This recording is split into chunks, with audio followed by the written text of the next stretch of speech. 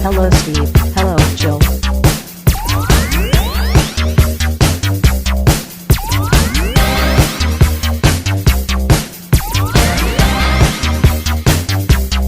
It's time to game classy. I don't think your microphone is on, Steve. Aha, there we go. There, yeah. All Awesome. right, can you still hear me? I can hear you. All right, very good. Yeah, there was, I guess on my phone, there's an additional button I have to press that actually like turns me on in the meeting. Cause like I joined the meeting, I'm like, what the hell? And it's like, I see you talking, I'm trying to talk, and I'm like, what the fuck's going on? And they're like, oh, I have to push this additional button.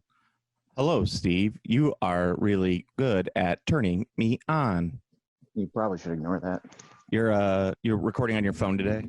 Yes. I did actually did the last time as well. Oh, did you? You sound a little different. Are you outside? No, I'm just standing up and walking around. Of course, because that's, I can't wait to hear just you fall over and go, God damn it. I mean, I walked the entire last cast as well. Oh, well, that's good. Are you getting your exercises and you getting your steps in? Getting my steps in, bro. Us men of a certain age need to do that on a regular basis. I'm on a 13K steps a day minimum. Really? Wow, that's pretty good. Yeah. So, and I haven't missed a step in I haven't missed a day in like 180 days. So. Ooh, good for you. I am definitely not there yet myself. We schmoovin'. You schmoovin'. I'm schmoovin'. Anyway, hey everybody, welcome to the Game Classy podcast. I'm your host, Joe, and with me as always is Steve. This is no longer Game Classy. This is now the Nick Cage cast, where we're just gonna obviously this episode will be a little different because we haven't prepped it, but we're just gonna slowly dissect every nuanced role that Nick Cage has ever had. Riley, we have to go back to the Capitol. Apparently, the Democrats are trying to steal democracy.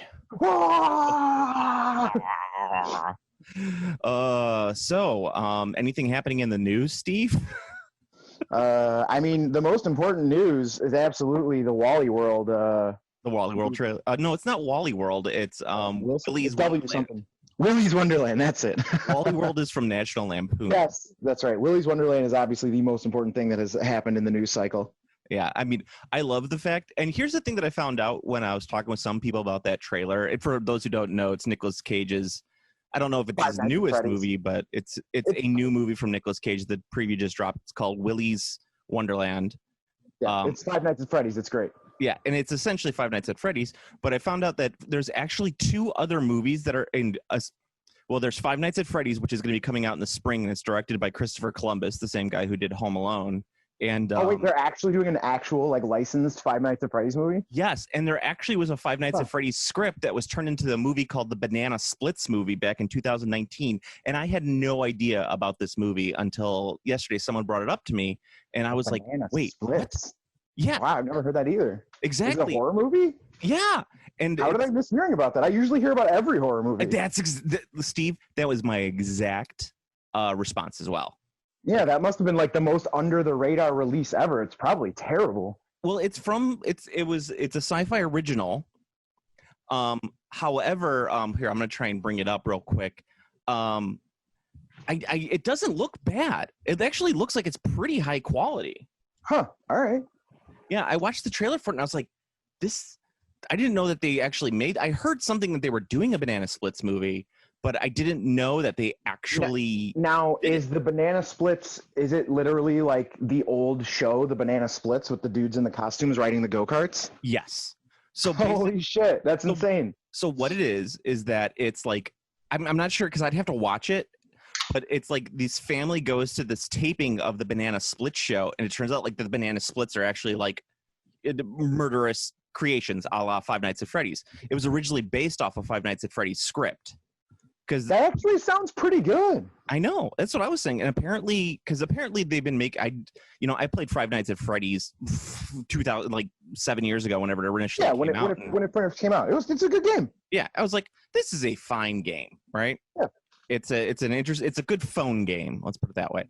And then and then I was like, okay, and I didn't even think about. I haven't thought about it for years, but apparently they've been trying to make a script out of it since like 2016, and every time there's a script from it, they're like, well, let's make this into a movie that's different than Five Nights at Freddy's.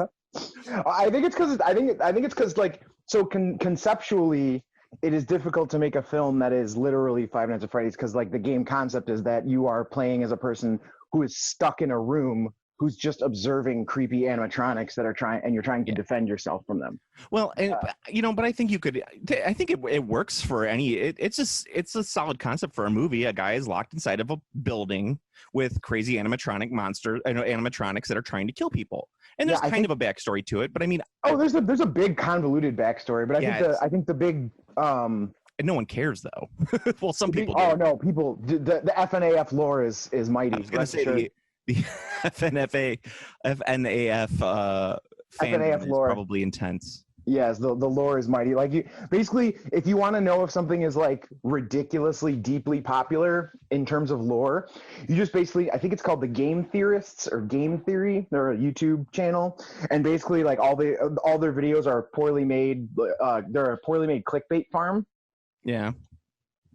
But basically, if the game has like the teeniest scraps of lore and it's popular enough, you'll just see they have endless videos about it. So like game theorists have, so Undertale is a good example. Game theorists have like, oh well, Undertale is like 1,000 thumbnail videos of Undertale. Like, is Sans really this? And then, but it's the exact same thing for Five Nights at Freddy's. There's like 1,000 different thumbnails. It's like the secret revealed in Five Nights at Freddy's 1 that we all missed. Well, yeah, and like there's definitely like a huge like fucking lore fandom for Five Nights at Freddy's, which is weird because the age group who I guarantee like are the biggest Five Nights at Freddy's like fans overall, they definitely did not experience the existential terror of actually having an animatronic birthday. Exactly. I was thinking that exact same thing because, well, I mean, there's still some Chuck E. Cheese's out there. I don't know if they still have the animatronics. I think that they do. Here in the Midwest, we had Showbiz Pizza. Yeah, the Showbiz. And I don't know how widespread that was across the U.S., let alone the world. And I think Showbiz was a nationwide chain, but Showbiz got bought and absorbed into Chuck E. Cheese. It did. I know that for sure, but I don't. That's what I'm saying. I don't know if Showbiz Pizza itself was a national chain or if it was just kind of like a regional Midwest chain. Let me see. I'm actually looking this up right now. That's awesome. If I remember, I mean, obviously it's been many years, and I was also, a child. But I remember Showbiz Pizza not being too bad. I mean, the pizza itself. I remember the pizza, like Chuck E. Cheese pizza is atrocious, bottom of the barrel. Like the only pizza you could possibly get that's worse than Chuck E. Cheese is probably, I don't know, Papa John's. But other than that, like I remember the pizza in Showbiz was not bad. Remember how Pat B loves Papa John's pizza? He still loves Papa John's pizza. Well, he likes it even more now that they actually fired the Papa John himself. Oh, I mean that's good. I mean that's true. I mean, it's like a shitty dual-edged sword. It's like a dual-edged blade that's dipped in shit because on one hand, Papa John made the pizza good. Like the Papa John actually cared about the quality of the pizza, but on the other hand, Papa John is a massive piece of shit. So it's like you can't have one without the other, apparently. I actually heard that they're trying to pull a Domino's, which will be interesting, because they're going back and they're actually listening to people's complaints about their shitty pizza and they're making it good. Supposedly, that's like the current status is like with the Shaquille O'Neal led ad campaign, they're improving their pizza, and I'd say like. Domino's is not amazing pizza. Like it's really like this is the one that I've experienced. I haven't tried the new Papa John's, but Domino's is not amazing pizza. It's not great. It's not terrible. But I can say that I do believe they were true to their word when they said like we listened to complaints about our pizza and we made it better. And I do believe that like 100% because like I actually got some Domino's after they did the improvements and I'm like, I mean. This isn't amazing pizza, but it's way better than I ever remember Domino's being. Yeah, I haven't had like I think the last time I had pizza was from like that style of pizza. I want to say I had Little Caesars because there's one not too far from my house, and I used to I would love buy those it for kids freezers. if they like, had a did something at work or something like if I was like teaching something and I had to have like a pizza party at school. That's the where I would grab hangover it from. pizza. That's the hangover pizza for sure. Well, it's a $5 hot and ready, Yeah, you get the $5 hot and ready, and then the crazy bread, and you just like stumble out of there because you're still kind of a little drunk. Yes, that's Little Caesars. So actually, here's for those who care, it was a nationwide chain, including international locations as well. Oh no shit! But, I thought it was countrywide. I didn't know international though. Yeah. Apparently there was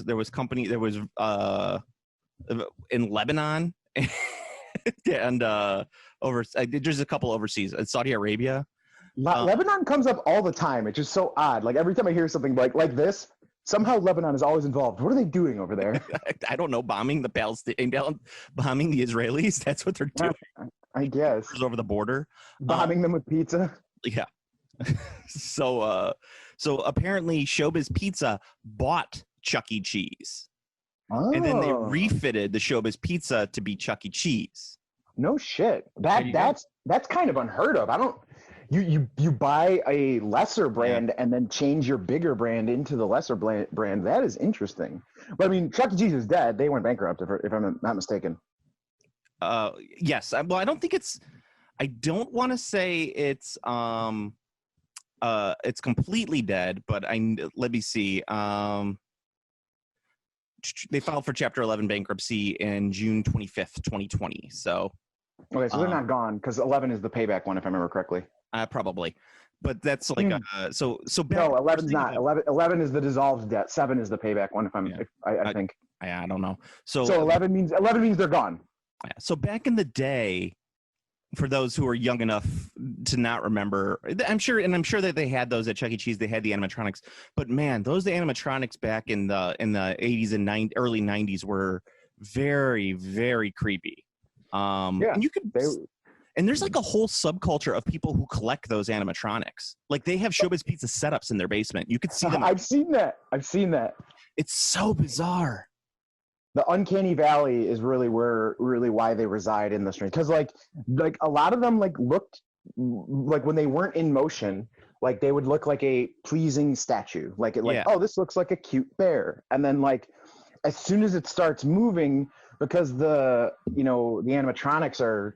I don't want to say primitive because I mean it's just they were probably state of the art at the time. It's just the motions were not fluid, so you had like the strange like start stop motions, kind of like a Max Headroom where it's like rare, but because it's a physical thing in front of you talking and you're a child, it like can very swiftly just spiral. Your mind is like, what the fuck is this thing doing? Yeah, it's hard for the mind to comprehend Chuck E. Cheese animatronics. I don't know if it's hard to comprehend their existence, but more like, is this thing going to attack me? It's like an actual like fear. Like, is it going to go wrong? Is it going to grab me? Is it going to eat my head? Yeah. So getting back to what we were talking about though with Five Nights at Freddy's, there was originally scripted to come out, and the deal was inked in 2015. Wow. And it's been like. It's like just been in production for that long, and so it's like then you have Willy's Wonderland where you're just like, we're just gonna put Nicolas Cage and have him fight the Five Nights at Freddy's, and it's like, you know what? Rather see that movie. I mean, I'm going to watch the fucking shit out of that movie. Apparently, Nicolas Cage has like 3 lines of dialogue in the entire movie. That's awesome. Yeah, it's supposedly like the whole thing that attracted him to the movie is that it's a strict like. He does nothing but like beat up animatronics the entire time. That's badass. Yeah, and I'm excited. I really am. I mean, he has very little dialogue in Mandy too, so like. Yeah, well, except for knock knock. Who's there? Eric. Who? Eric who? Eric Estrada from Chips. What? He has very little dialogue, but what is there is golden. So I expect the same for this film. Yeah, I mean, I'm and also like one of the things is it's I want to say that the what was it shit I think that like I can't remember what it was something about Killer Clowns from Outer Space that I read, it's either the director or the writer did something with Killer Clowns from Outer Space. I could be, thinking something different or reading something different, but Okay. I've, I love Killer Clowns from Outer Space. It's a lost classic of the 1990s. I don't think it's lost. I think that movie gets brought up a lot. I don't think it does. Not as much. It's not part of the current zeitgeist. Oh yeah, well no, I'd say it's a horror connoisseur film. So like if I talk to someone who I'm like, hey, you like horror movies? And they're like, oh yeah, I love horror movies. I'm like, and it's like, oh cool, what do you like? And they rattle off a few movies. I'm like, okay, cool. Like this person is casually into horror movies, which is fine. I think anyone past the casual level likes Killer Clowns from Outer Space. And I'll go back on a statement there. It was Killer Clowns from Outer Space. It was from 1988. It wasn't a 90s movie. That's my bad. There were sequels in the 90s, if I'm not mistaken. But if I'm not mistaken, the sequels are fucking garbage. Well, yeah, of course they're garbage. But not garbage like, good garbage, bad garbage. The funny thing about Killer Clowns from Outer Space, I don't know. Do people still use IMDb? I still use IMDb all the time, right? I think people do not use IMDb in so much as they Google something and then click on the result that might be from IMDb. That's true. So I'm a big fan of IMDb. I've been using IMDb since the early, since the late 90s, early 2000s when, I first discovered the internet. It's always been my go-to source for a lot of movie information. But the thing that I hate most about IMDb is they have the worst search engine known to mankind. I don't think it's ever been updated. Oh, so it's like, they won't give you the thing that you're looking for if you use their search engine, if you have the tiniest spelling error. So like I typed in Killer Clowns from Outer Space, but Killer Clowns from Outer Space is spelled with a K. K. The clown starts with a K. Yes. And so it's like Killer Clowns from Outer Space with a C? What the fuck is this, you fucking idiot? There's no movie. You're a moron. With a C. You fucking moron. And then I go back and I correct it to a K, and they're like, oh, you're looking for this movie. You fucking moron, you stupid piece of shit. There's no movie that exists with that name. Yeah. Fuck you. No movie that exists with this name. You fucking moron.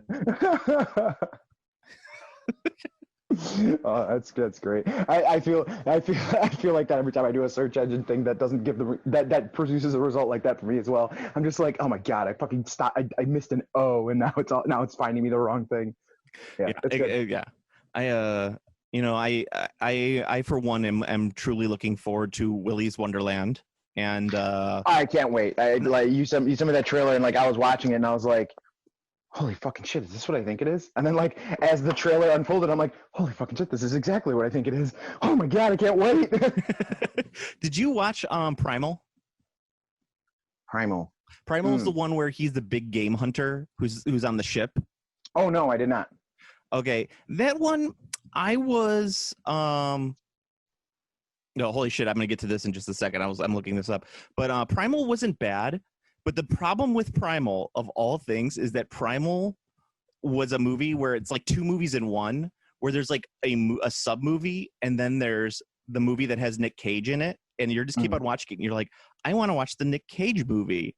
And they keep on flipping to all these other characters, and you're like, I don't care about all these other characters. Oh, that's very frustrating. Well, because the whole thing is Nick Cage is this big exotic game hunter who's trying to ship all of these animals to like his buyers and wherever.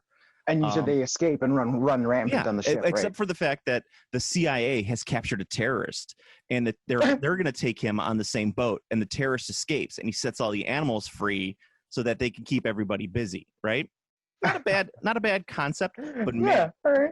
You just want to watch the Nick Cage one, Yeah. I want to see Nick Cage. I want to see Nick Cage capture or kill the animals, and then capture or kill the terrorists as well. Yeah, there's like a hysterical subplot though with Famke Janssen. She plays this like doctor who's working with the CIA to keep the terrorists. Played by Kevin Durant, by the way. She's sedated. I haven't seen her in a while. She's still hot? Well, no. I feel bad because she had a lot of plastic surgery done. That's usually what it is. Like I found. Well, I mean, obviously, I'm gonna be the stereotypical like judging everyone by their looks, but I find that a lot of the celebrities like they just there's that like there's some sort of dividing line, and I don't know where it is because I mean they all have plastic surgery, obviously. Like that's like a fucking standard thing. Like nobody looks that good without some sort of. Yeah, you get a little nip, you get a little tuck.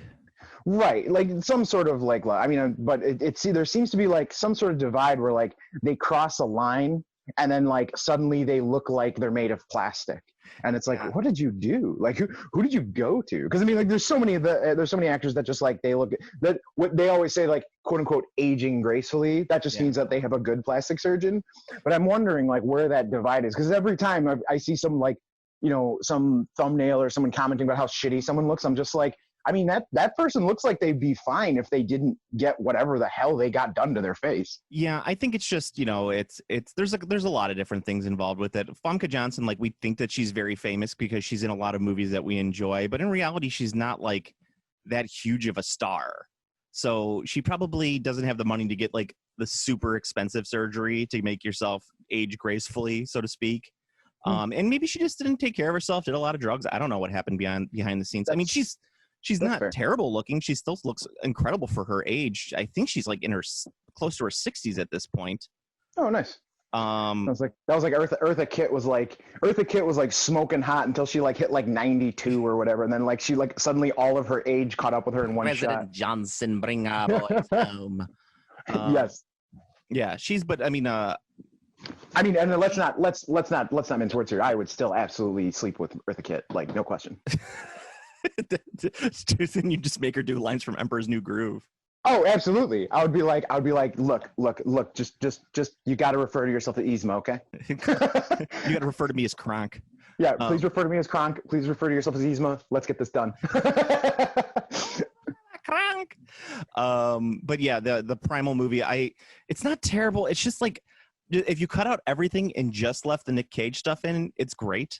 The Famke Janssen, like it's so contrived because like she's a CIA doctor and she's like, her father was a zookeeper, so she doesn't like Nick Cage because he's a big game hunter. And I'm like, what are the odds of that happening?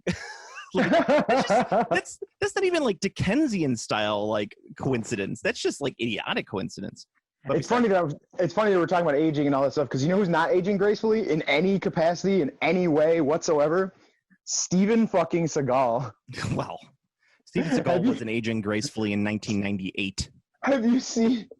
Oh my god! Like, okay, so I saw a couple clips talking about Steven Seagal movies, and these dudes, I don't know who the fuck they are. I just saw it randomly. I saw the thumbnail looked so hilarious. I was like, all right, I got to see what the fuck these guys are talking about. And like, it's just them dunking on Steven Seagal, but like, oh my god, apparently, I didn't know this, but apparently Steven Seagal has been pounding out movies, like as fast as he's been pounding burritos.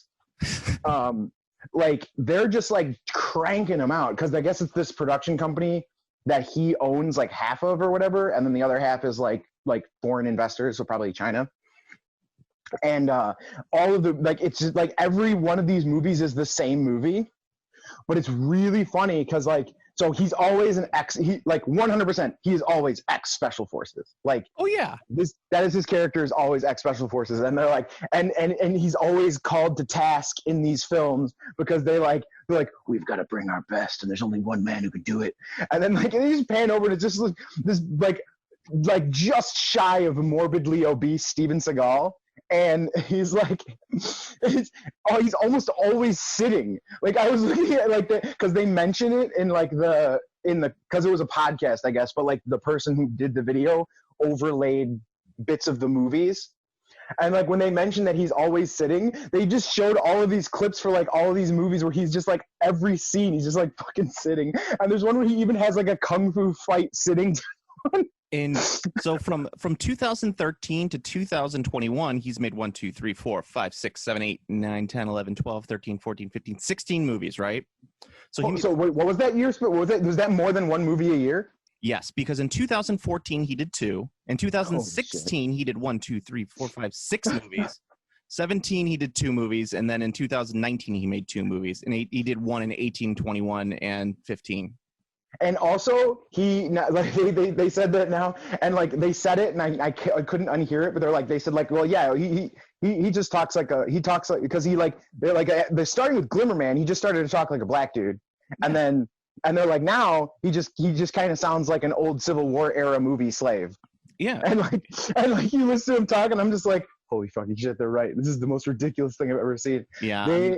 They look hilarious. They're so bad. Like there's one where he's like investigating a desk, and he just like he has like a gun just like so casually pointed at like the door, but like it's so ridiculous because it's just kind of like limply pointed at the door as if he's just gonna like shoot whoever shows up there without looking, and he's like looking to the. It's fucking absurd. It was one of the funniest things I've ever seen. These movies might be like. This might be a new era of like shitty movies to MST3K with your friends. Yeah, I mean, I'm not it's like fuck. It's obviously he's getting some tax break that's allowing him to make these movies for fucking. Oh yeah, and he's it's a Yuba Bowl situation, no question. Yeah. Oh, Yui Bowl. Hey, my favorite thing about Yuba Bowl is I guess he used to be an amateur boxer. Oh yeah. And Lotax challenged him to a boxing match, like not knowing that. So Lotax is the shitbag from Something Awful. Yeah. And Lotax actually challenged him to this Yuva Bowl because like he would always shit on Yuva Bowl, and Yuva Bowl, would be like fuck you, like on social media or whatever. And Lotax is like, fine, challenge me to a boxing match. But he didn't know that fucking Yuva Bowl was an amateur boxer. So they had their boxing match, and Yuva Bowl beat the shit out of Lotax. Yeah. It was hilarious. I mean, like, I don't like Yui Bowl because I think he's like personally a shithead. Oh yeah, he is, no question.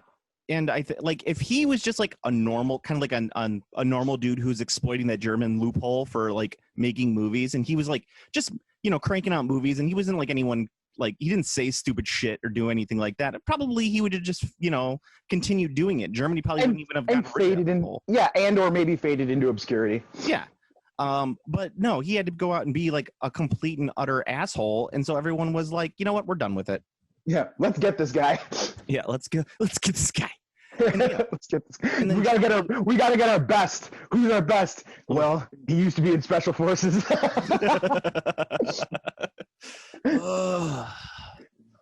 think we can get together? That's how he sounds. That's how he sounds in the movies. It's ridiculous.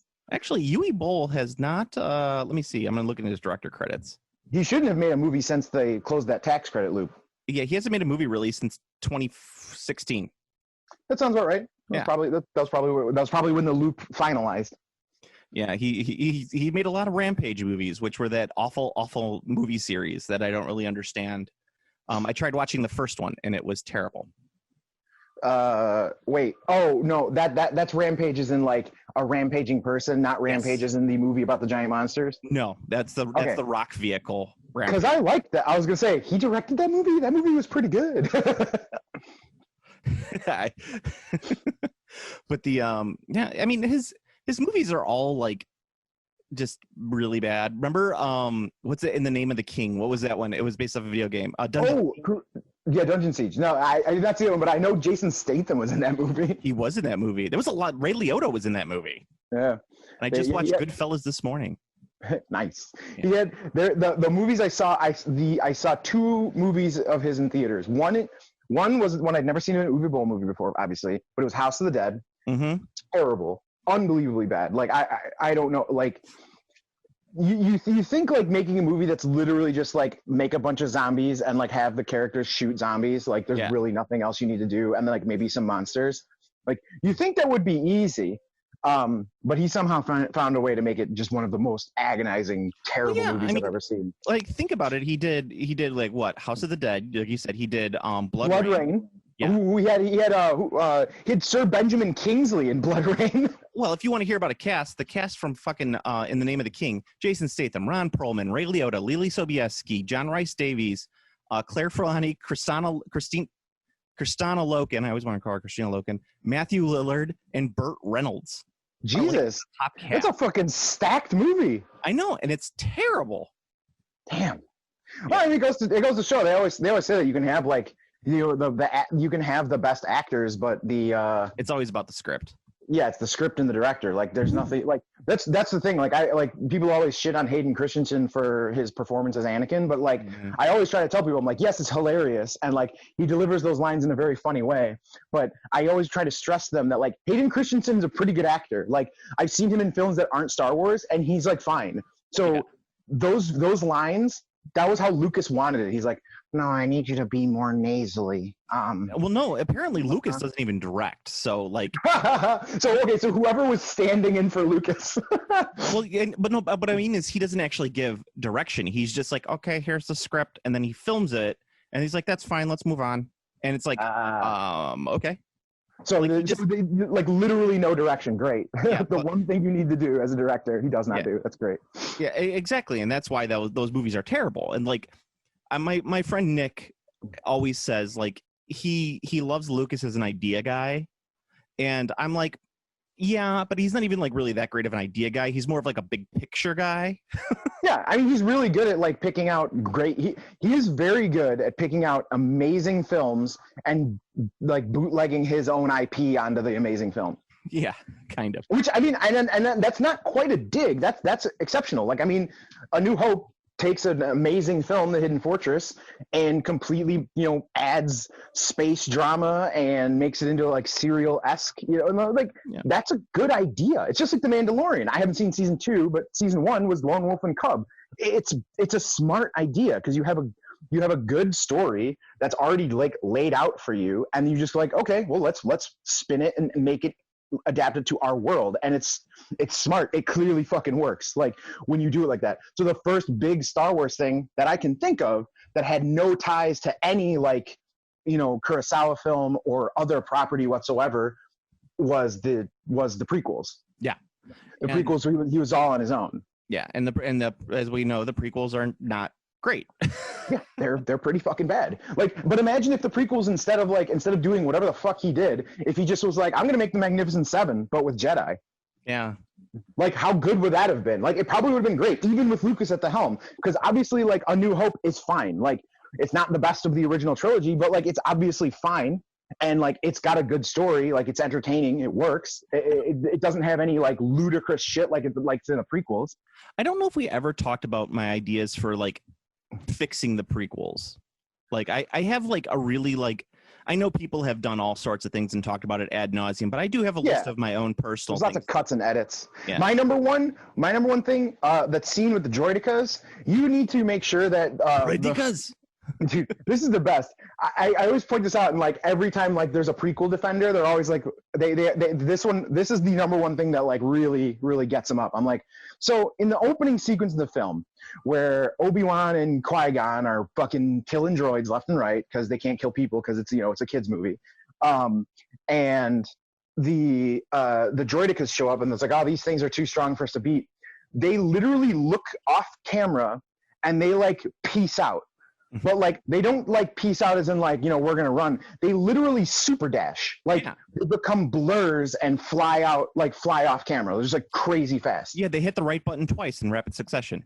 Exactly, they super dash. Now, in the same film, Obi-Wan Kenobi is unable to reach his master to help him because he's battling Darth Maul, and what prevents him from doing this is an extremely slow appearing and disappearing wall that he doesn't get past. Simply because he's going at normal speed.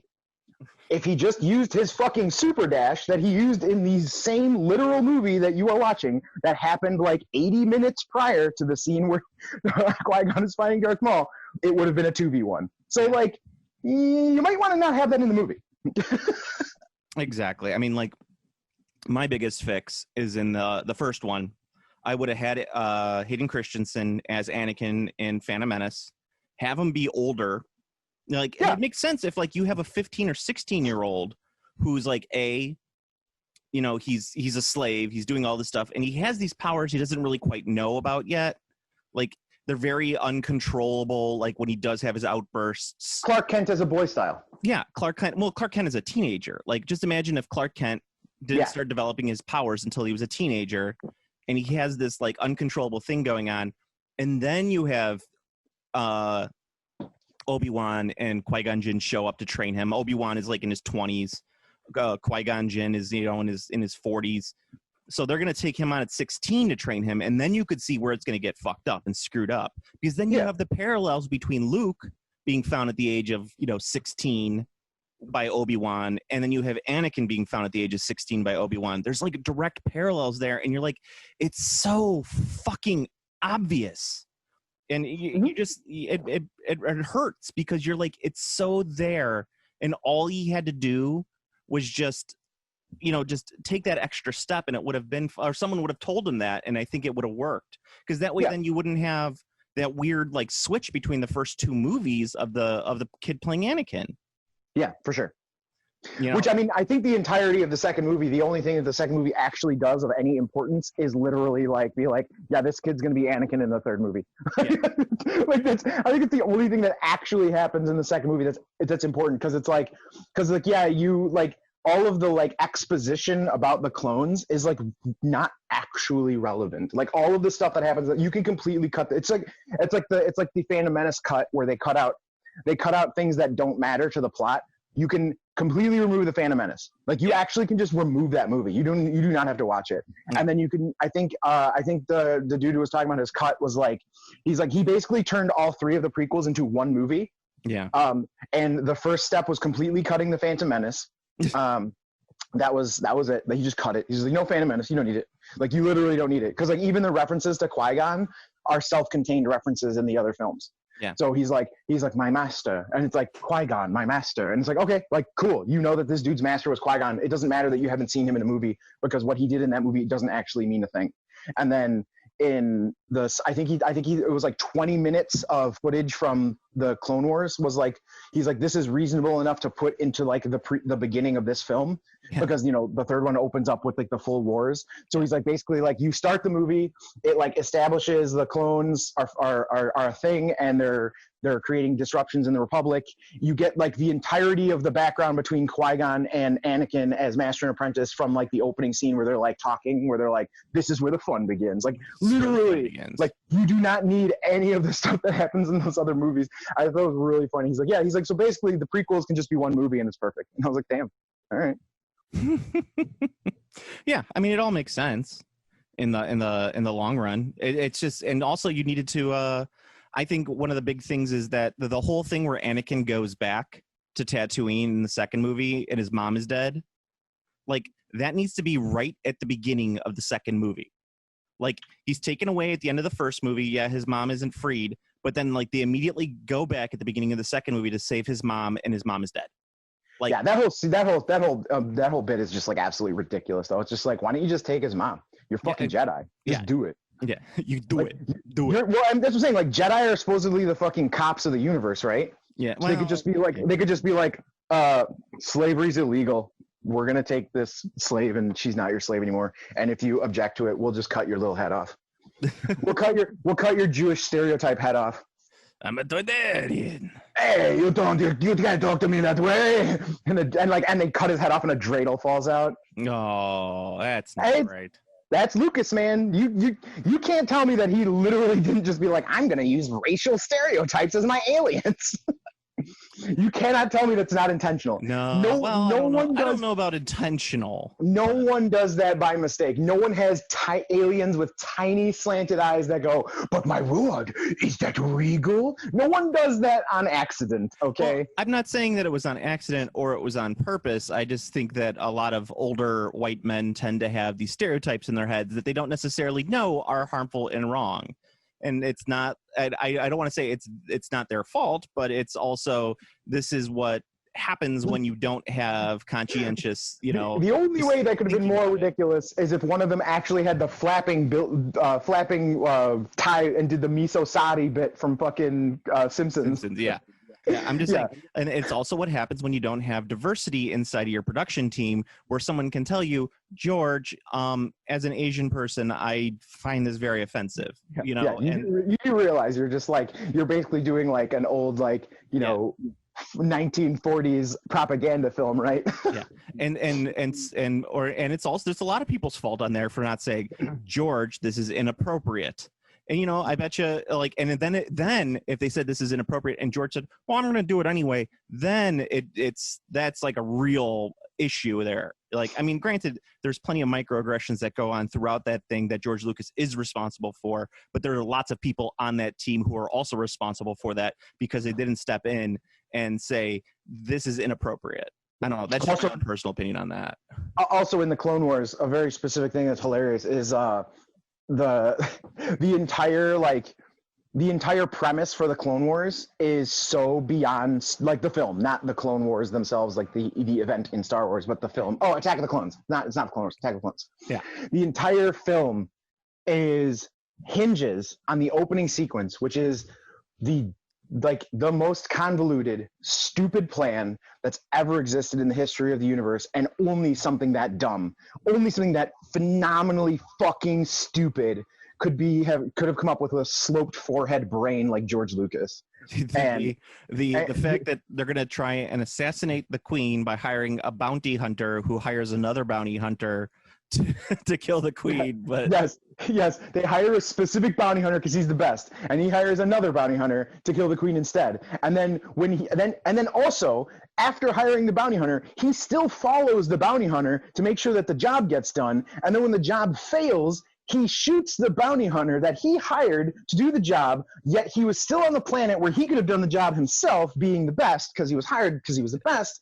He fires a super special secret toxic dart that kills the bounty hunter, but it's a super custom made, ridiculous dart that could only be found on one specific planet, and the specific planet that it was found is the planet where they're making the clones. So the only reason they're able to find the clones is because of said magic dart. Well, instead of, just shooting her with a fucking laser. Well, let's not forget the fact that after her failed attempt at killing Padme, Anakin jumps out the window to chase after her, and then Obi-Wan also jumps out the window to chase Anakin, leaving Padme alone with a broken window.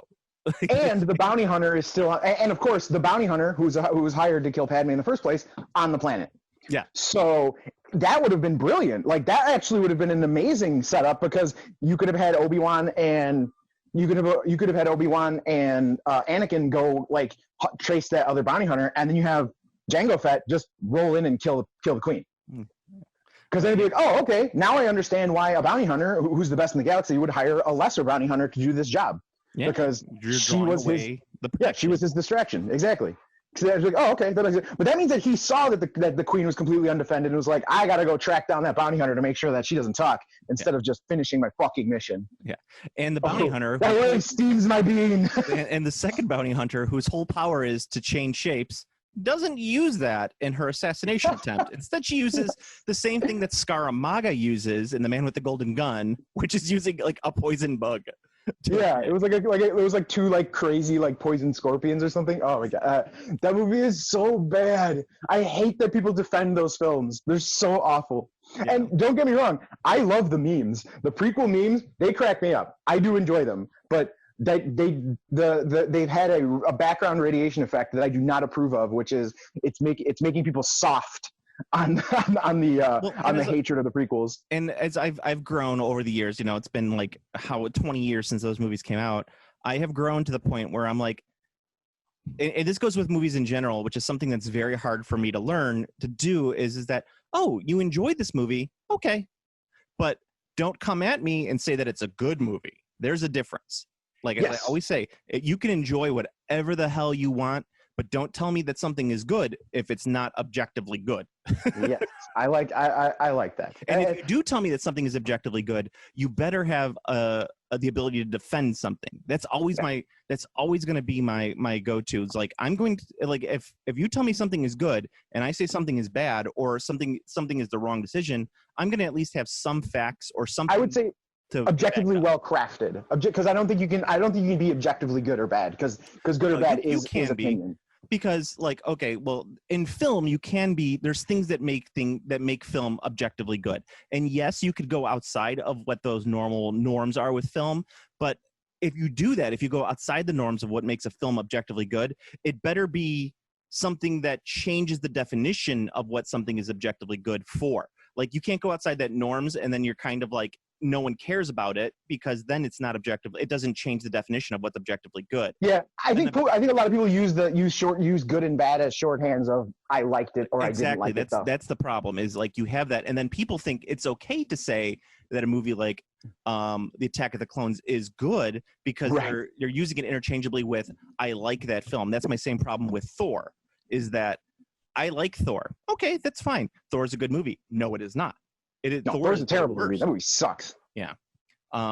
And I think it's worse than Thor 2, The Dark World, which is I like Thor 2 much better than the first Thor. Well, but that's because I think Thor 2 is better, made safer choices than the first Thor. I think Thor's directorial and editing choices are and script choices are awful. Minus the part where he's in the cafe and he smashes the cup. That's great. That's we've talked about that on the cast. Yeah. Anyway, so we've talked now for about 45 minutes about movies, but is there any gaming news that we should talk about? Inspired by Nick Cage, of course. I mean, like gaming news continues. Collectibles are collectible games are the undisputed, they've always been the undisputed kings of the industry. Like I've always talked about how Magic is the thing that keeps the industry afloat. At this point, it's now collectible games that keep the industry afloat. Collectible card games specifically, they're just the current situation for collectible card games is to say unprecedented is probably underselling it, because you've got Pokemon, which is absurd. No one could, even if you knew Pokemon was going to gain value, there's no possible way anyone could have predicted the level of value that we're talking that Pokemon's at right now. It's not sustainable. There's just no way. But holy shit, dude. A box of base set Pokemon sold for 380 grand. You know what I'd love to do? And speaking of this, I think that you and I should start a Jim Cramer-esque show about collectible games, where it's where you're just top on the list this week, Pokemon. If you got it, hold it. Or if base set Pokemon first generation 1998, sell. I have the big button. Yeah, exactly. The big red button the sell button. So there's that. And then, Magic is not at that level of cash money for the new stuff, but the demand is still high. I think Magic was up 50% from 2019 to 2020. So that's Magic the Gathering, the biggest game, which in theory means it's going to have the smallest percentage growth year over year, was up 50%. So that's the thing. It's it's up 50%. That might matter if it's oh yeah, I sold 10, now I sold 15, up 50%. But it's Magic. It's the game with the largest footprint, the biggest amount of players. So for Magic to be up that level, the demand is just insane. It doesn't feel like it because Magic is still widely available. It's not like Pokemon where everything is sold out. Yeah. But the demand is still there. Then you've got a newcomer in the arena, a game called Flesh and Blood. Ooh. Flesh and Blood is a bit of an anomaly. I've never seen a game that's done what Flesh and Blood did. So it's similar, almost similar parallels to that game Force of Will. Remember that was a while ago? I remember Force of Will. You loved Force of Will when it first came out. Fantastic game. And you could probably write a college thesis about how mismanagement and Google Translate led to the death of that game. I'm not even kidding about Google Translate at all. But anyway, so Flesh and Blood has exploded. I don't know quite why or where this is where this driving force is, but the demand for that product, absurd. Same thing. It's just like Pokemon. It's completely sold out everywhere. You can't find it anywhere. And then on top of that, this is a game that does the first edition, unlimited edition distinction. The only other game that I'm aware of that does this is Yu-Gi-Oh!, which is the first print run of a series, says first edition on the box, and then all the cards are hot stamped first edition. And then the next printings after the first print run do not have that hot stamp. I don't think they do anything. It's just where it would be is just blank.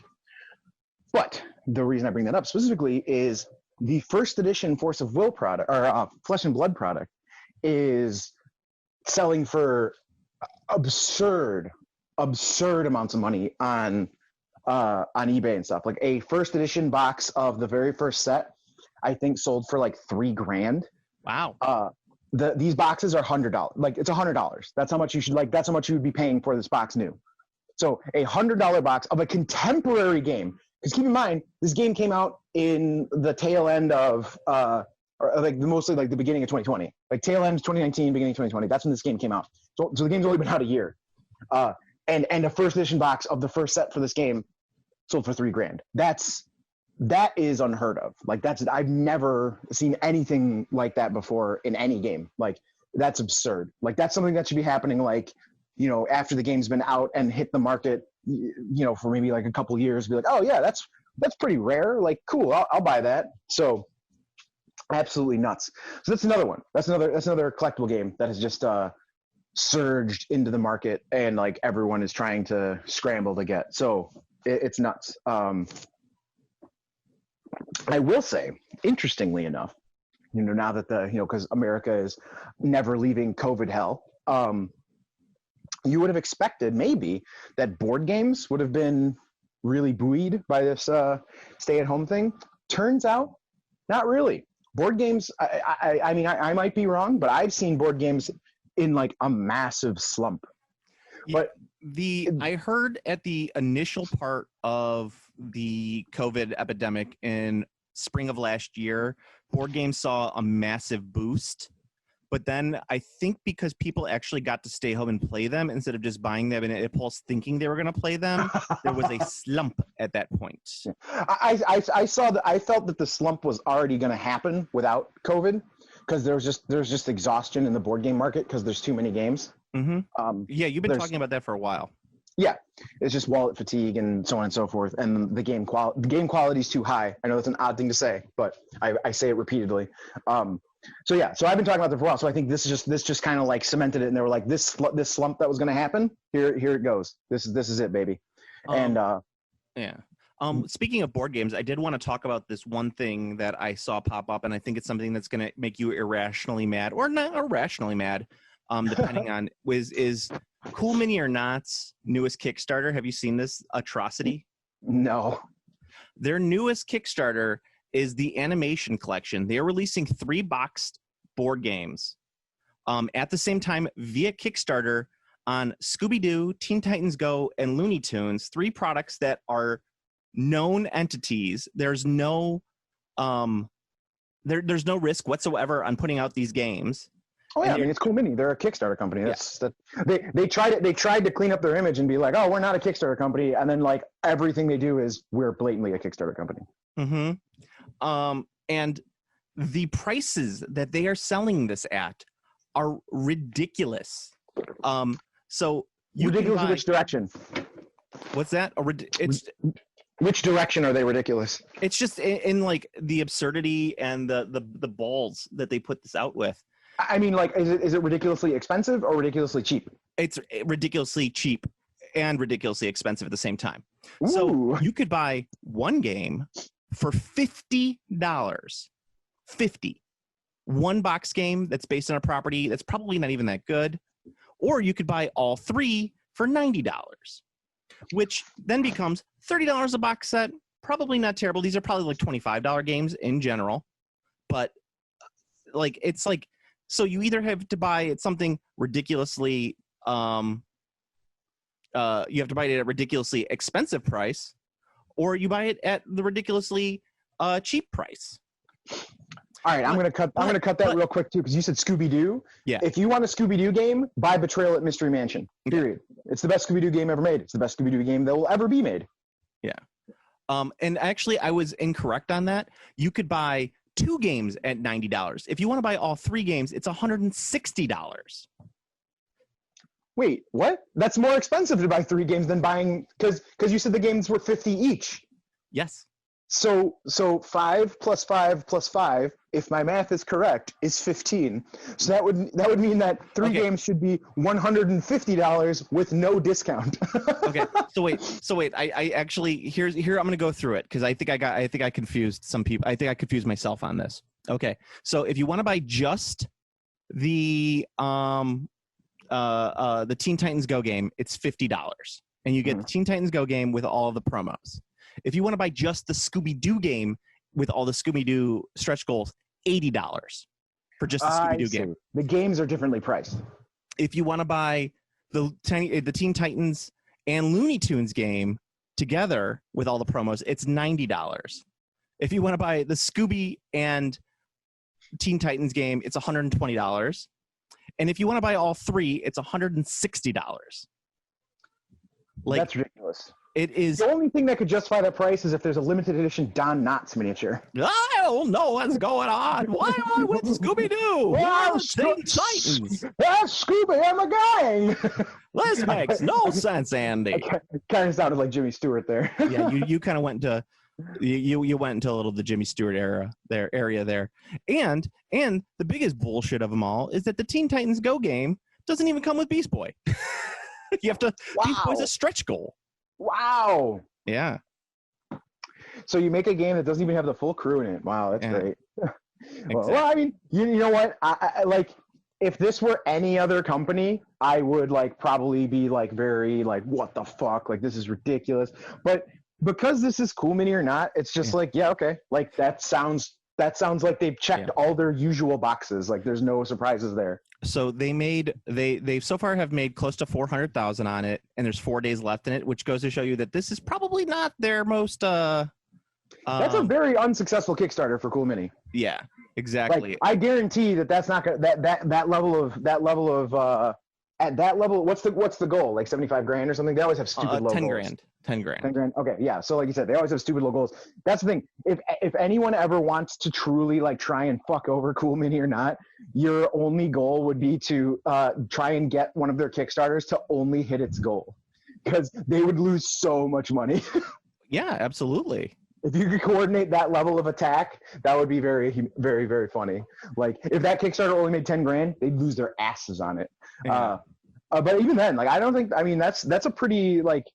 Those licenses are probably not that expensive because it's WB. So like I found that when I've seen licensing costs, it seems like the more minus Disney, which I don't think Disney's very odd about their licensing, especially now. But well, actually, who knows now? Because I guess they're probably different now because they have so much shit. They're probably falling in the category I'm about to describe, which is like the more shit a company has to license, usually the cheaper they get. Yeah. The more stuff they own in their umbrella, the more like accessible it becomes to license. And then like they're only like Workshop's a great example. Like Workshop has a huge like their properties are like ready to be licensed, and they have a huge variety of properties you could license. Like if you wanted to, you could just be like, I'm gonna make a What Elf game. Like I'm gonna make a game that's Thief, like the Thief the Dark Age, that old like stealth game on PC. I'm gonna make that game, but I'm gonna make it a What Elf, and I'm gonna license Workshop for it. Like they'd be like, yeah, sure. Fine. And Yeah. it probably wouldn't cost you much. Well, I also think that Workshop understands at this point that the video games are the driving factor to get people into the tabletop game. Like it's just sure. Yeah. I mean, how many people when we were working at the bunker, how many people came in and were like, oh, I played Dawn of War. I had no idea this thing existed. I love Dawn of War. And then like I'm like, well, here's your Battle for McRae starter set, and they're just like Space Marines. Yeah. So Space Marines. In comparison, Cool Mini or Not's last Kickstarter for a board game was Massive Darkness 2, which made $3.8 million. Yeah, I mean, it's a little bit better. Their comic book Kickstarter, their Kickstarter for to make comic books of Zombicide, ended up at 500,000. I bet you though this Looney Tunes one would probably hit about 500. Yeah, I don't know. That's the thing too. Like those properties, just that sounds like a terrible like setup for a game. Like those like who wants like that thing? Like Scooby-Doo is Scooby-Doo's a weird property because Scooby-Doo's a popular property. It's still popular. Like people love Scooby-Doo. Because Scooby-Doo is non-threatening. You have four, gender balanced cast. Yeah, a gender balanced white cast. It's like they're like there's nothing offensive about Scooby-Doo to my white sensibilities. A gender-balanced asexual cast. Oh, yeah, totally. Like, for sure. At least Shaggy. Although... Well, and Velma. No. Are you kidding me? Velma definitely swings both ways. No question. Well, I mean, Fred is completely asexual. Like the only one who presents any sort of sexuality is Daphne, and that's only because my mind is a horrible warped place. And see, for me, mine is Velma. There you go. Yeah, but I mean, Velma's thick with 3 C's. Ankh, the Gods of Egypt game, made $3 million. Marvel United made close to $3 million. It's $2.8 million.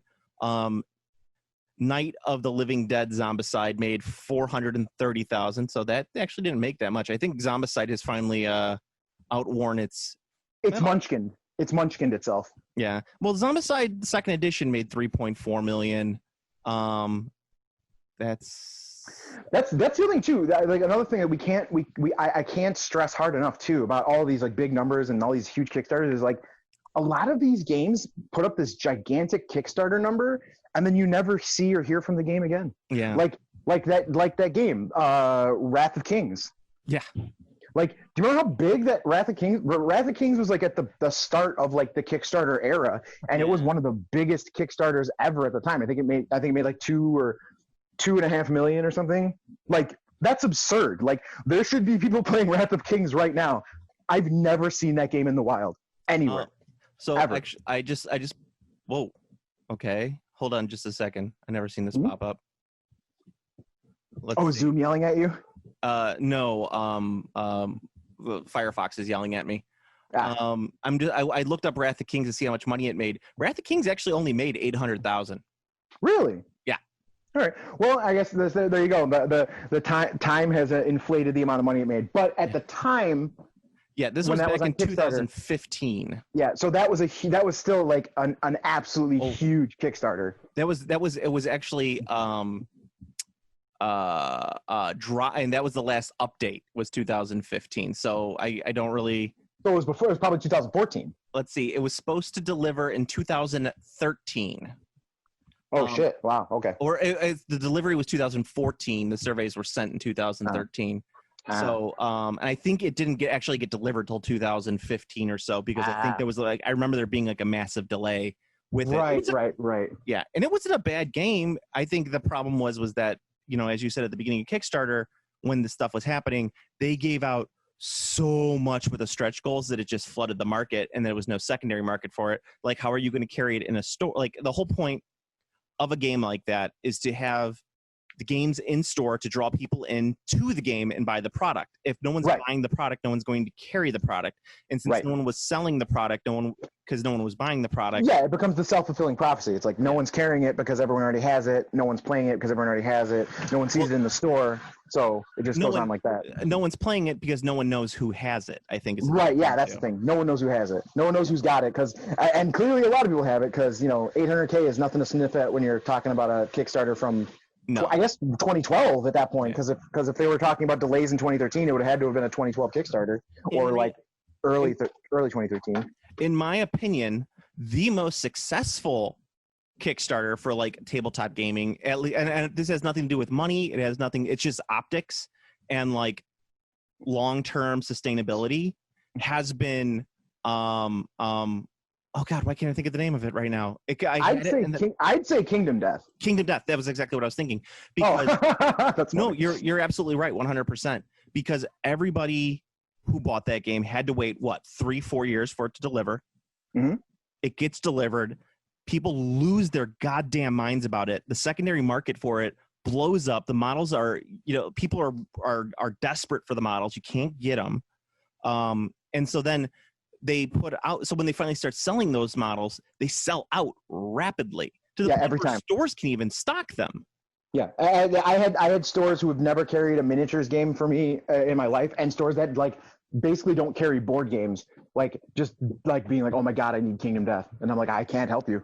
Yeah, Kingdom Death. And I'll also say though, for long-term sustainability, but this has more to do with the name recognition and actual playability of the game. And the fact that they're not greedy fuckers is Ogre. We made fun of Ogre when it was Jackson Ogre. Yeah.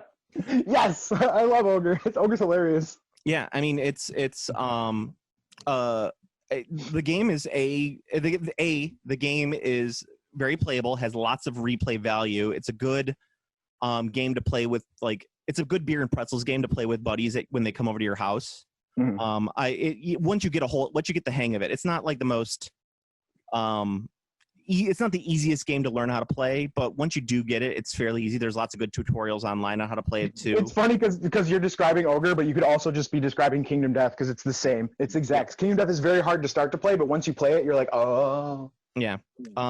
And Ogre also has a very long history. It's a 40K parody, isn't it? Yeah. I don't know if it's a 40K. I think it's actually based off of a book series. Ah, okay. which 40K is also based off a numerous book series. Yeah, Starship Troopers mostly. Yeah. Well, I would say that 40K is a mashup of Starship Troopers, Foundation, Dune, and I'm gonna forget some of the other ones that it's like that it takes its main inspiration from. Oh, and Judge Spelljammer. I don't think it takes anything from Spelljammer. No, I would say that was a joke. I was saying because there's orcs and dwarves in original 40K. Like, you know, it was lots of fantasy races in space. Yeah, so Ogre is based off the novel Bolo by Keith Lammers. Ah, okay.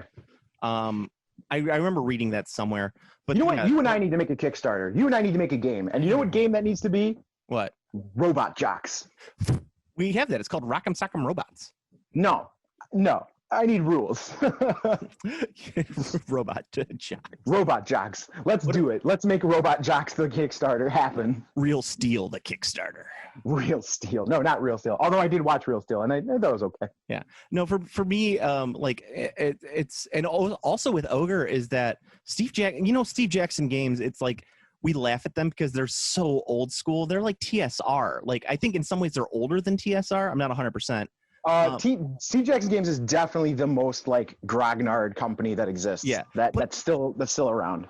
That isn't intentionally made as a grognard company, because like there's Goodman Games. I love Goodman Games, and again, not slandering either company. But Goodman Games, what they do is they do Dungeon Crawl Classics and all that old stuff, and then they have 5th edition conversions for old adventures. So they did like the original like Temple of Elemental Evil and that kind of stuff, like all the original adventures, but they converted it up for 5th edition. And I believe, and I might be wrong, feel free to correct me if I am, but I believe Goodman Games is a newer company. They're not a company that existed like in the 80s, like Steve Jackson Games, and just like kept going. Now I might be wrong, but I'm pretty sure because they came up with Dungeon Crawl Classics as like, this isn't, they're like, they kind of like led the charge on the old school RPG like kind of boom, where it's like people want the older games. So I think they're newer, but I believe Steve Jackson is the oldest, like still from the 80s company that still operates like they're in the 80s. well, Steve Jackson actually, Steve was a designer for Metagaming Concepts, which was from the 70s.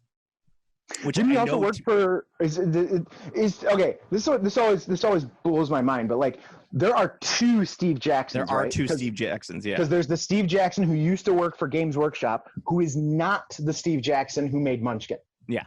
So Steve Jackson worked for Metagaming Concepts. He designed Ogre, and then he left in 1980 to form his own. To form Steve Jackson Games, and then he got the rights back to Ogre and all the other games that he designed for. Nice. For Metagaming Concepts.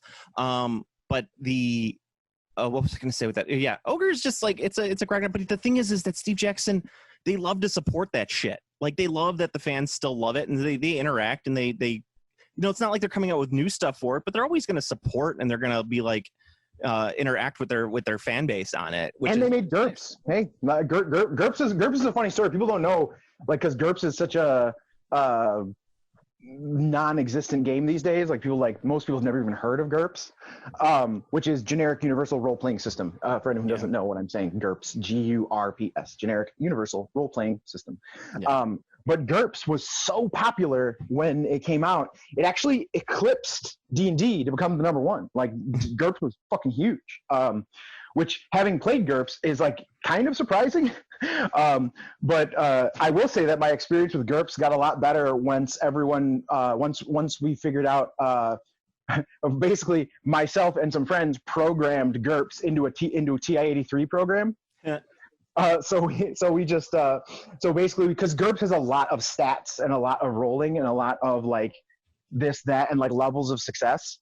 But what we did is we just plugged in all of that information into our own program for a TI-83. So then the GM for GURPS could just, like, he just asks you for your number. It's like, so like what's your strength? 44 or whatever. It's like, okay, he plugs that in, rolls it, and he's like, very like critical success. And like, so it eliminates like all of the, like kind of like bookkeeping and like a lot of the like things you have to determine, like target.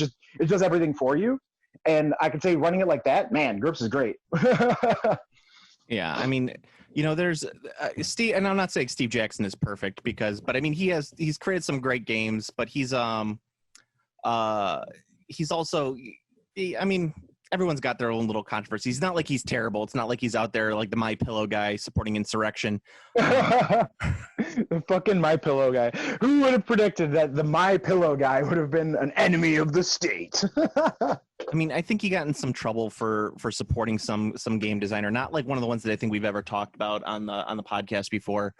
And he also, I was looking this up right now because I remembered about the controversy with him, but I looked it up, and apparently he was investigated in 1990 by the Secret Service for GURPS Cyberpunk, because Nice. the Secret Service said it's a handbook for cybercrime. That's awesome. Oh, well, that's good times. Well, yeah, I mean, all the teenagers of the time had cybernetic implants, so they were able to jack into the net, and they had to learn how to bypass black ice, so they wouldn't get flatlined while while net running. They didn't spike or get spiked. But yeah, anyway, so I think it's flatlined. Black ice will flatline you. Black ice will flatline you. Yeah, so it's actually kind of funny, like, and quaint to look back at Ogre, the Kickstarter for Ogre, which came out in 2000, which the Kickstarter ended in 2011. I want to say it wasn't scheduled to get dropped till 2012, and I don't think it came out until much later. I want to say 2014, yeah, 2015. I know a lot of the issues with that game were size related because that game ended up being like, it was massively bloated.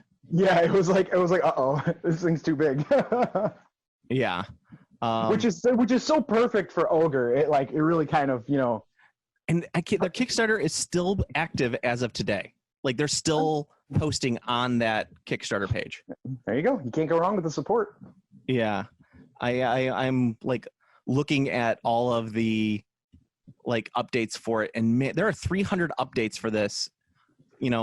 Every couple months they just update something and do something on it. I'm trying to see, like, because I want to see when it started getting delivered is what I'm looking for. Yeah.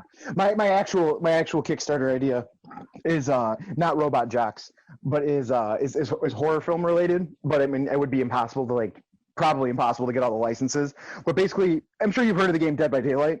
Yeah. So like, mine would be not an adaptation of Dead by Daylight. I think that game is fine as a video game and it should stay as a video game.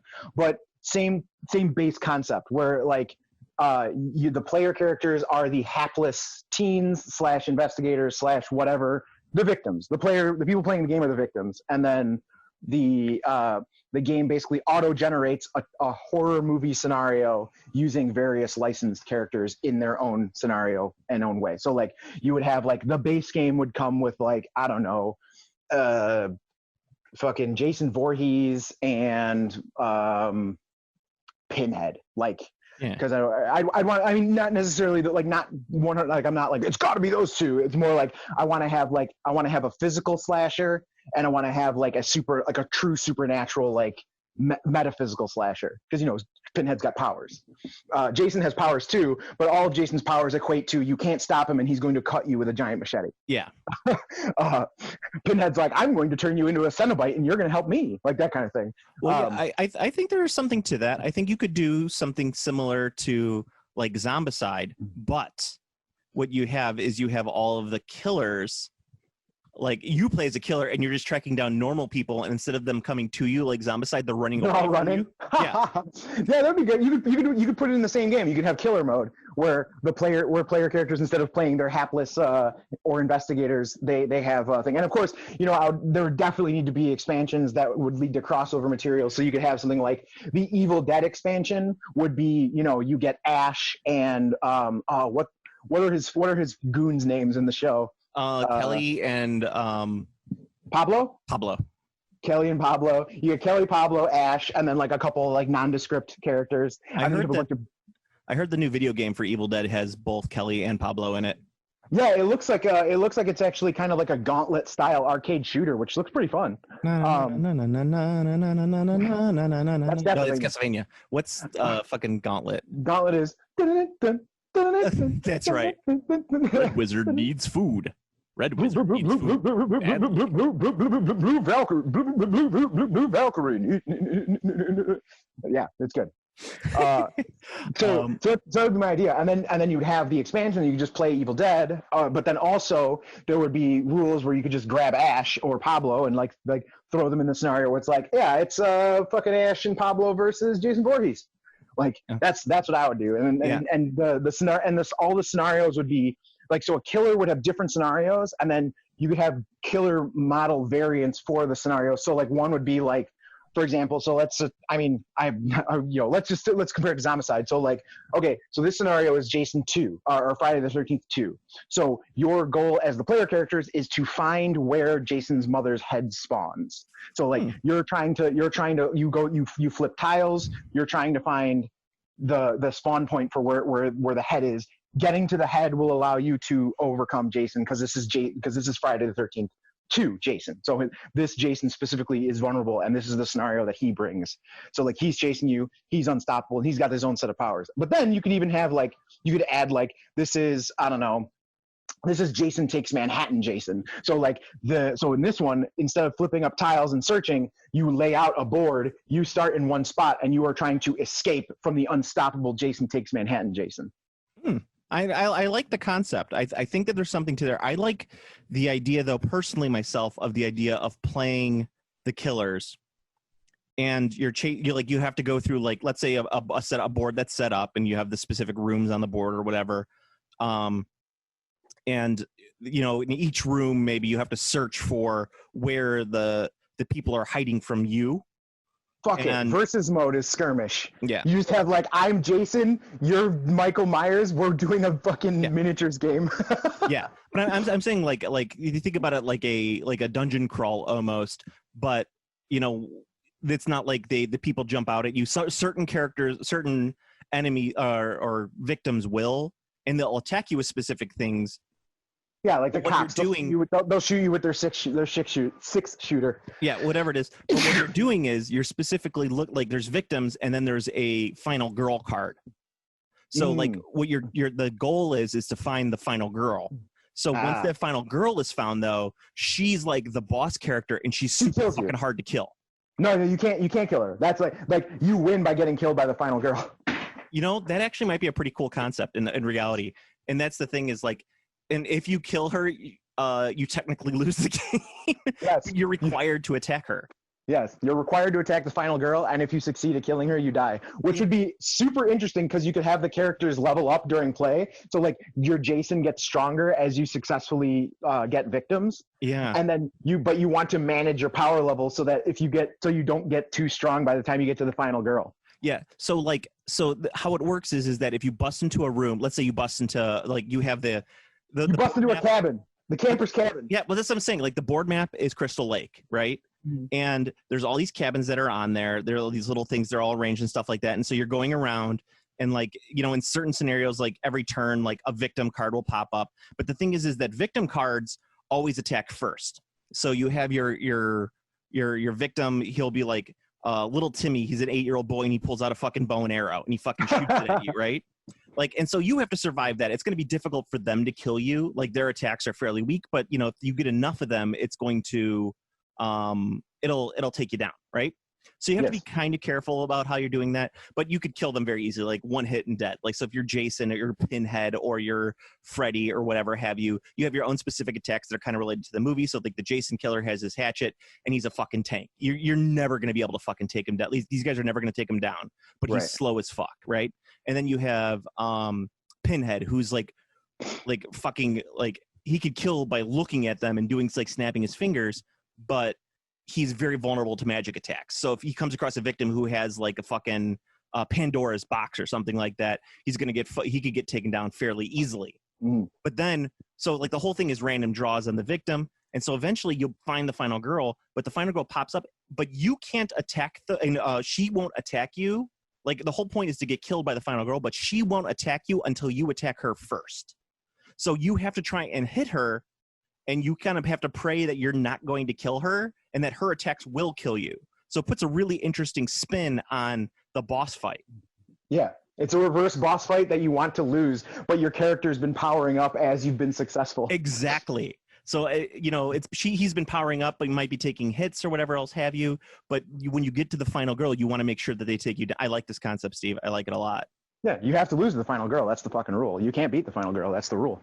Yeah, you can't beat the final girl. And I mean, we could do the Zombicide style where we take like characters, and instead of Jason, we have Jeremy, and he doesn't have a hockey mask on. He has like a catcher's mitt mask.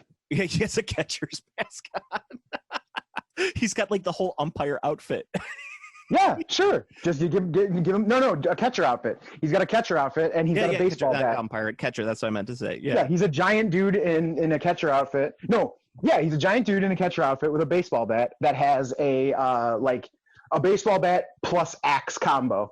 Oh yeah, I like that. Instead of Freddy, you have Eddie.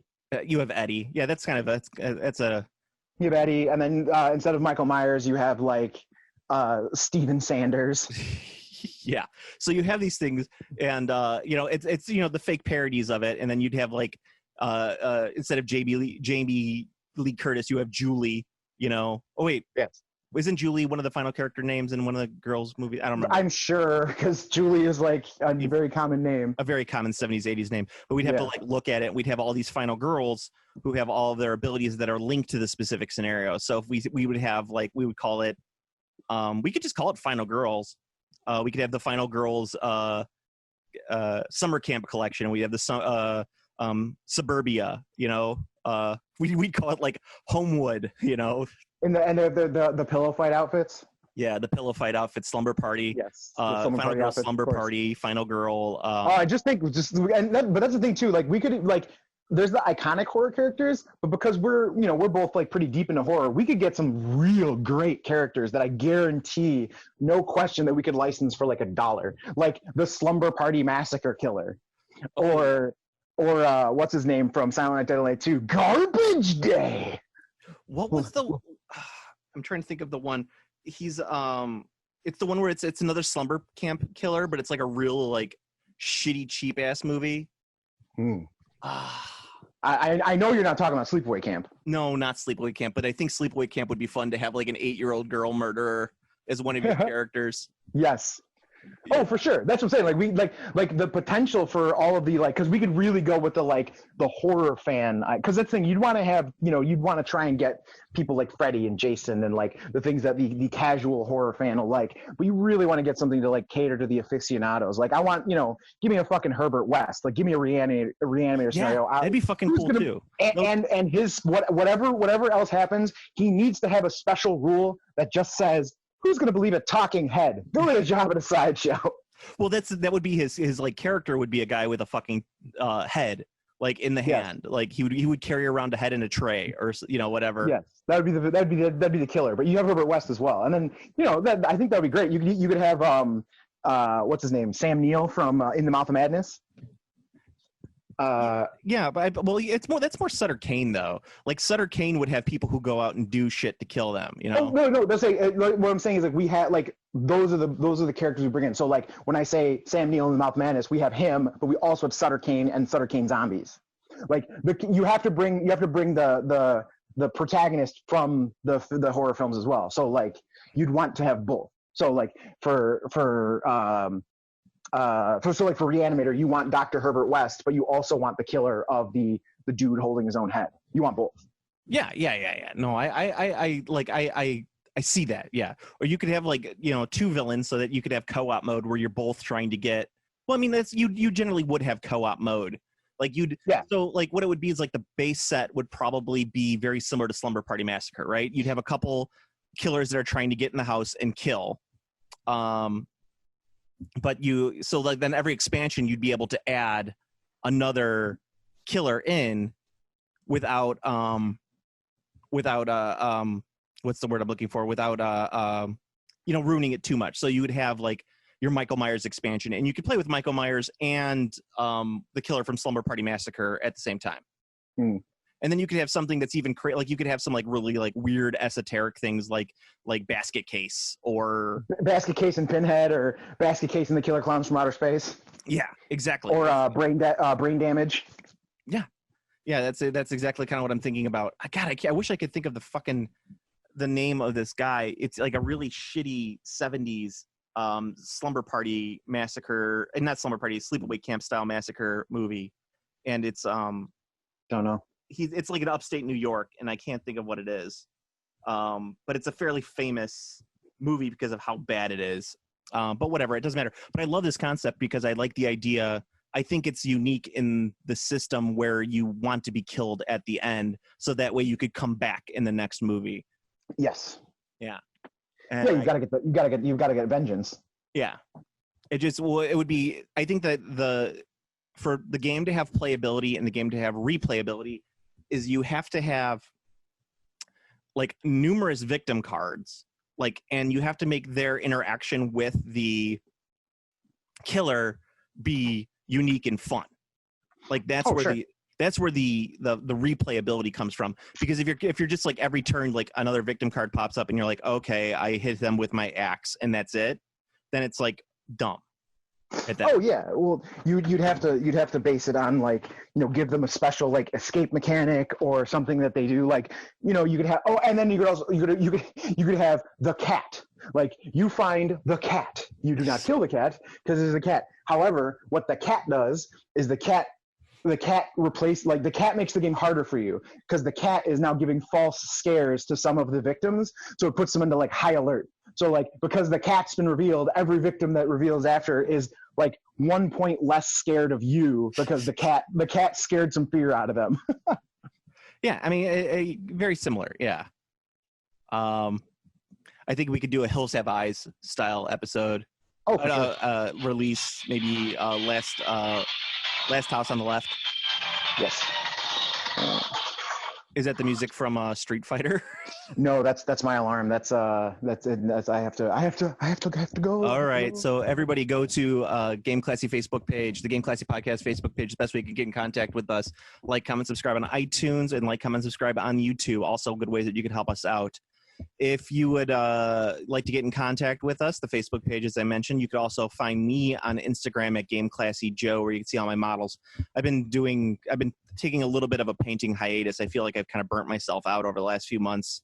So I'm kind of like, I'm toning it down a little bit. Steve isn't anywhere on social media right now. He's taking a break. He doesn't want to ever since they took down Parler, he doesn't want to be any part of it. Really wrecked my freedom of speech. So Steve, until next time. It's not a racist stereotype. He's a toydarian. Later. Later. Game Classy.